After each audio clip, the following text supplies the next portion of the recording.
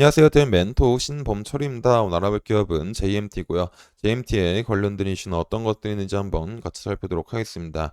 JMT는 현재 삼성 디스플레이에 플렉시블 OLED 패널용 PBA를 공급을 하고 있다라는 거죠. 그리고 최근에는 삼성 디스플레이를 통해서 애플 아이폰에 탑재가 되고 있는 OLED PBA를 주력으로 생산하고 있다라는 겁니다. 그래서 JMT 같은 경우는 삼성 디스플레이가 얼마나 많은 플렉시블 OLED 패널을 출하느냐에 따라서 매출액이 소폭 달라질 수가 있다라는 거죠. 그래서 이 부분과 관련된 이슈를 살피게 된다면은 삼성 디스플레이 같은 경우는 지난해 12월 달까지만 하더라도 OLED 패널 출하량이 11월 달보다 약 95.5%가 증가했다라는 겁니다. 거의 뭐 한 달 만에 출하량이 2배 가까이 증가했다라는 거죠. 그 중에서 이제 노트북 OLED 패널은 11월 달에는 43만 9천회에서 12월 달에는 94만 개로 한 달 만에 출하량이 2배, 즉 118%가 증가했다라는 겁니다. 특히 이제 14인치 패널 출하량이 155% 늘게 되면서 상승폭이 가장 컸고 16인치 출하량도 56.5%로 뛰었다라는 겁니다. 그리고 같은 기간 내에 태블릿을 보더라도 이 태블릿 OLED 패널도 11만 6천 개에서 14만 5천 개로 25% 증가했다라는 거죠. 근데 이 시기에는 태블릿 전체 시장이 출하량이 2.9%가 감소했음에도 삼성 디스플레이만은 출하량이 유의미하게 늘었다라는 겁니다. 그리고 또 24년도 초반까지만 하더라도 이 태블릿 시장에서는 최대 고객사인 애플 아이패드 신제품의 11인치 초도 물량을 정량 공급받으면서 주도적인 위치를 잡았다라는 거죠. 하지만 최근 이 삼성 디스플레이의 11인치 OLED 같은 경우는 최근 이 수스택 텐덤 수율 문제로 인해 가지고 소폭 일정 물량이 LD 디스플레이로 넘어갔다라는 소식이 나오고 있다라는 겁니다. 그리고 또 다른 이슈를 보게 된다면은 삼성 디스플레이가 글로벌 중소형 OLED 패널 점유율에서 이제 플렉시블에서는 여전히 이제 이 30%가 넘는 수준을 유지하고 있으면서 업계 1위를 유지를 하고 있지만은 현재 삼성 디스플레이 같은 경우는 이 중국 쪽에 대한 시장을 완벽하게 잡고 있는 상황은 아니다라는 겁니다.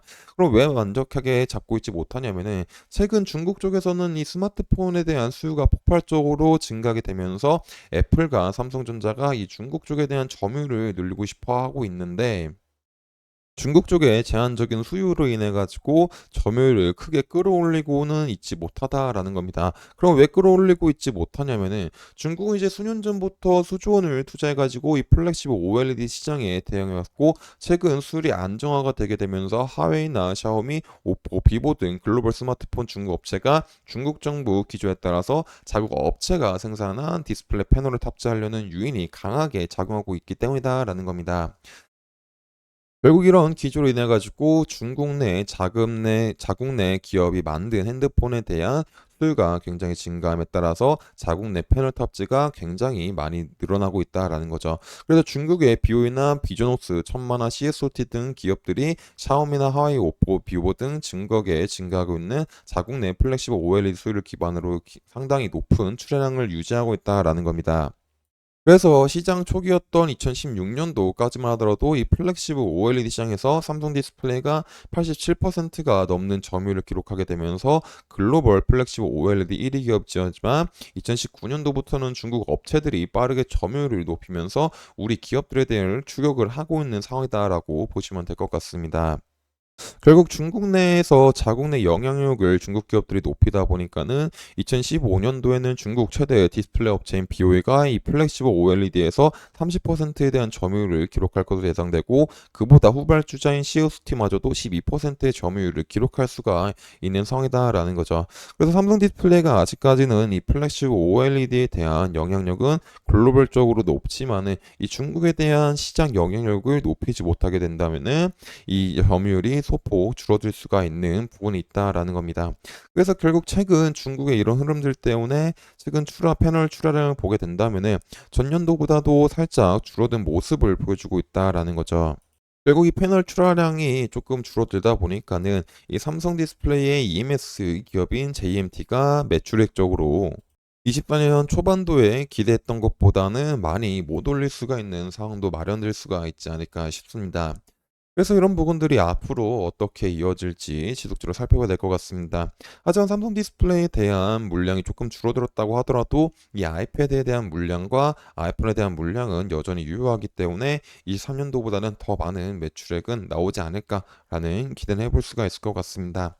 그래서 이런 부분들도 지속적으로 살펴봐서 여러분들한테 알려드리다 보니까 JMT에 관심 있으신 분들은 제 영상을 시청해주시면 감사하겠습니다.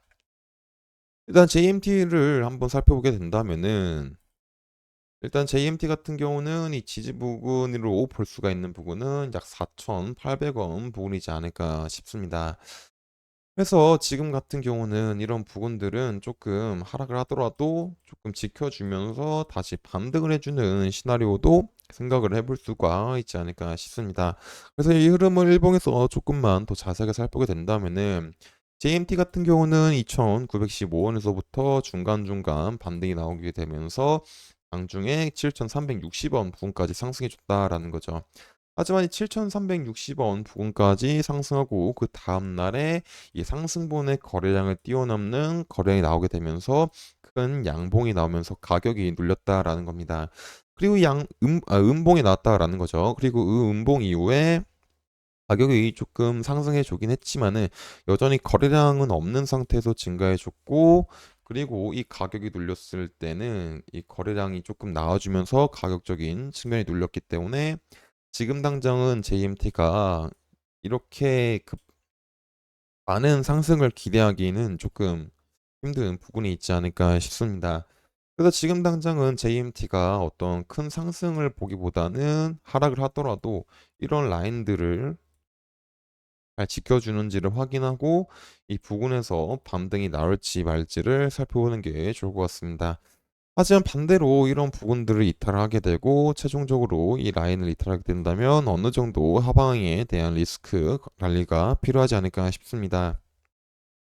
그래서 JMT 같은 경우는 24년도 초반, 24년도 1월달, 2월달까지만 하더라도 이 삼성 디스플레이에 대한 플렉시블 OLED 물량과 애플 아이패드에 대한 물량으로 인해 가지고 어떤 매출 2차 성장 사이클에 진입할 수 있지 않을까라는 기대감으로 주가가 상승했지만은 최근 이 플렉시블 OLED에 대해서 중국에 대한 영향력이 지속적으로 강해지고 있는 상황이기 때문에 생각보다 많은 플렉시블 OLED 패널이 추가가 되지 않게 되면서 많은 매출액은 기대했던 것보다는 안 나올 수가 있다라고 볼 수 있을 것 같습니다. 하지만 이런 부분들을 삼성 디스플레이가 잘 이겨낸다면은 JMT도 같이 수혜를 볼 수가 있는 상황이기 때문에 앞으로 이런 이슈들이 어떻게 바뀔지 지속적으로 살펴야 될 것 같습니다. 그래서 이런 부분들은 제가 지속적으로 살펴봐서 여러분들한테 알려드리다 보니까 JMT에 관심 있으신 분들은 제 영상을 చూ시면 감사하겠습니다. 이상 디언 멘토 신범철이었습니다.